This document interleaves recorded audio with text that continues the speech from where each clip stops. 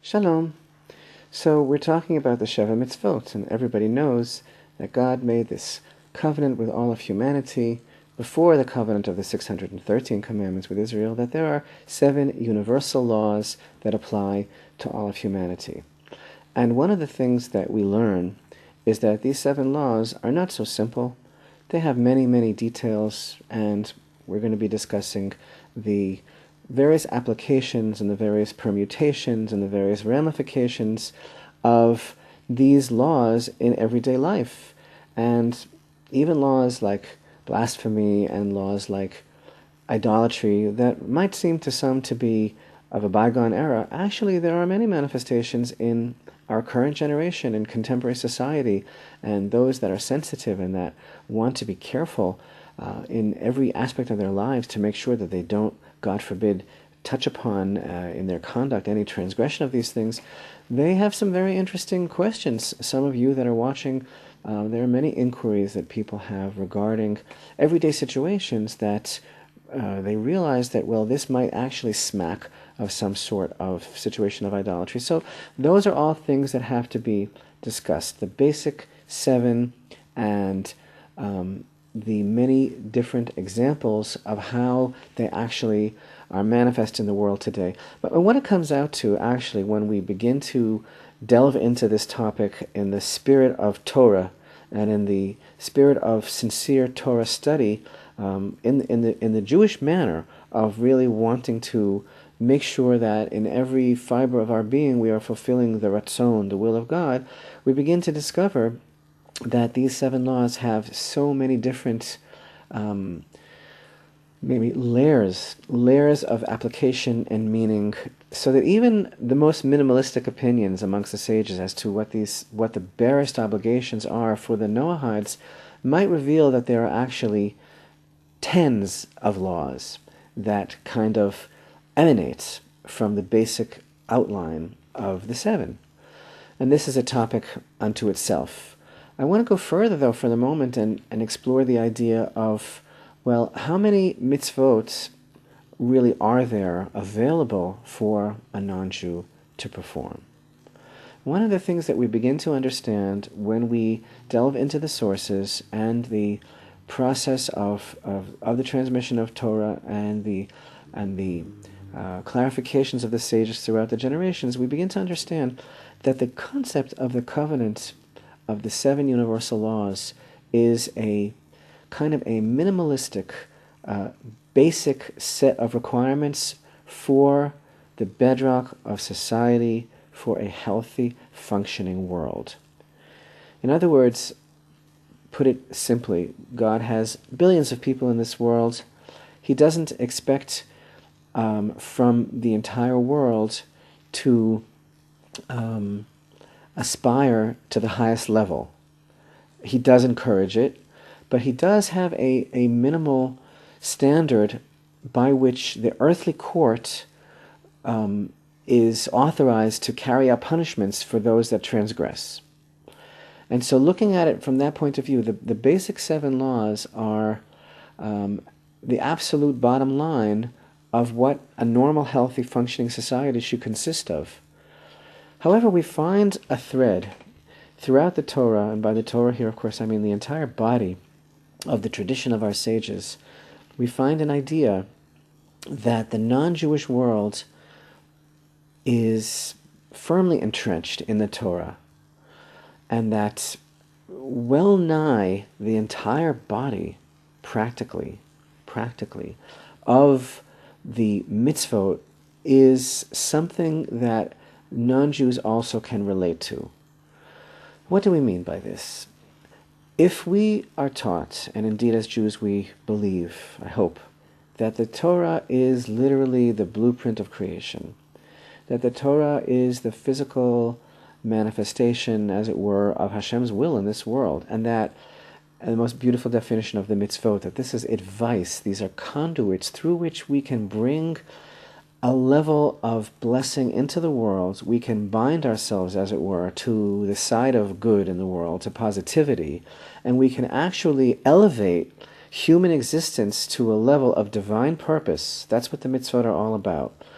Well, all of creation and all of the nations and every living soul is firmly implanted in the Torah and rooted there. So the idea being that these 7 laws are, again, a very basic and minimal requirement for everyone, no matter what, even if they're not really interested or not really wanting to aspire to any sort of state of coming to work on themselves towards perfection. But this is what they must do. But then the Torah itself, as the beacon of life on earth, the Torah still beckons to the whole world to come closer. And that's really the beauty of Torah study. And that's the beauty of discovering that the mitzvot themselves, coupled with the Torah study, are an expression of a soul wanting to come closer to Hashem and wanting that to be manifest in the way we conduct ourselves every day. So we have these opinions amongst the sages, and as we continue, we're going to be more specific and study together some more details, because there are many details. But for now, generally speaking, we have these opinions that actually, while the 7 laws are the basic requirement, non-Jews essentially have the right to accept upon themselves additional laws as well. Now, we can understand that pretty easily, because after all, when we look at something like the sacred cycle of the divine holidays, or what I like to call the cycle of the divinely appointed seasons, and this is something that we're going to be going into in detail, the Hebrew calendar, the message of every single holiday for everyone, because again, the Torah is a very universal thing. It's the expression of God's will, and you know, there are some Jewish people who have a very myopic worldview of the Torah, and they'll say, "Oh, this is our thing, you know. This is not for the non-Jews. This is like, what do they have to do with this? This is ours." I think that's an insult to the Torah. I think that's a tremendous minimalization of godliness, you know, for them to think that it's just something that He meant to limit for us. It's not like that at all. So we take, for example, something like the sacred cycle of the calendar, when we realize that in every one of these divinely appointed seasons, which are literally rendezvous with our destiny, which are literally, each holiday has a tremendous message for all of humanity. If we take something that's readily understood and well known, like the theme of Passover, right? The theme of Passover being freedom on a universal level, being the ability of every person to escape from the constraints of Mitzrayim, which is the narrow place inside each one of us, and for us to come to a place of being truly free, which means that we make ourselves willfully subservient only to God and away from all the pharaohs in our lives, right? So obviously that has a message for all people as well. And even the concept of Shabbat every week does have a universal theme. And so even though it's kind of a well-worn idea that people have, well, the non-Jews are not supposed to keep Shabbat, that may not be entirely true. There may be an aspect of Shabbat which the non-Jewish world, those who want to embrace the God of Israel, certainly should avail themselves of. And this is a separate topic that we're going to talk about, Shabbat and the Noahides.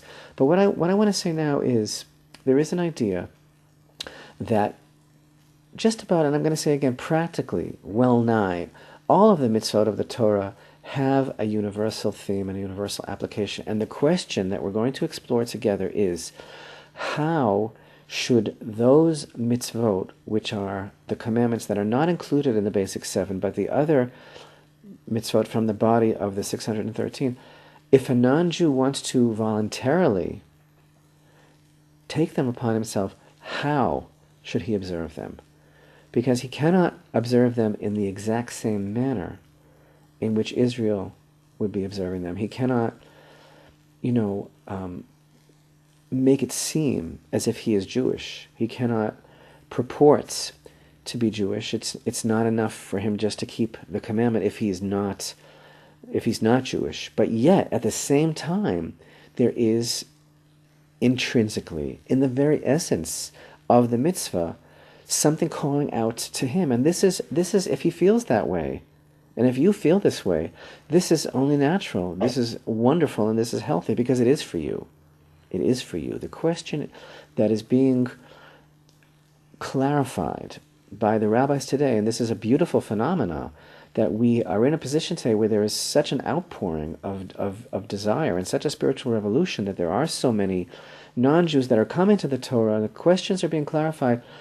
How should these mitzvot be observed in a way that would be applicable and proper and fitting for non-Jewish observance, and in a way that makes a clear distinction and separation from Israel, because we cannot have a situation, we cannot afford to have a situation of confusion and of some sort of mixture of everybody together. But yet at the same time, these mitzvot can be fulfilled in a manner that is proper for the non-Jews. So some of the more readily accessible examples that come to mind immediately. We have many questions that are posed all the time from righteous Gentiles who want to feel that they're keeping Hashem's word and being within His will. So they want to know, can we wear tzitzit? Should we keep our heads covered? Can we have a mezuzah on our home? Should we light Hanukkah candles in the window like the Jewish people do? Can I make a sukkah? Can I have a Passover Seder? Those are some questions which require immediate answers, because they are questions that deal with something that's very visible and very tangible. So we need to know, before we go jumping into everything altogether, we need to know how the lines of demarcation are drawn to ensure that there is no confusion. But then we have some questions that are of a more personal nature, that maybe is going on within the realm of the privacy of an individual, that are no less earth-shattering in their importance, such as, what is the relationship of the non-Jewish world to the laws of kashrut? Is there an idea that even though a ben Noach is only commanded not to partake of the limb of a living animal, is there also an idea that perhaps because God makes it clear that Israel is to refrain from many other things, that, well, maybe these are things that are not pleasing to Him, and that maybe even we as non-Jews should accept upon ourselves? And what about the concept of the Shabbat, which we know is an intimate sign and a very personal thing between Israel and God, but still, is there something there for the non-Jewish world as well? I think that we'll be surprised by the answers to many of these questions, and the further that we delve into these subjects, the more that we'll see that we need to have a lot of clarity here. There are going to be a lot of questions and a lot of different opinions, so we're going to take it slow, and hopefully with God's help we're going to come to a working conclusion on many of these topics, again, for the purpose of everyone, Jew and Gentile, feeling that they are able to bring the light of Hashem into their lives, able to reflect that in our everyday contact, and able to have a covenant based on action, which is the basis of the entire Torah for all of us, Jews and Gentiles, that we are in an action-oriented world, and that we sanctify our lives and God in this world through our actions.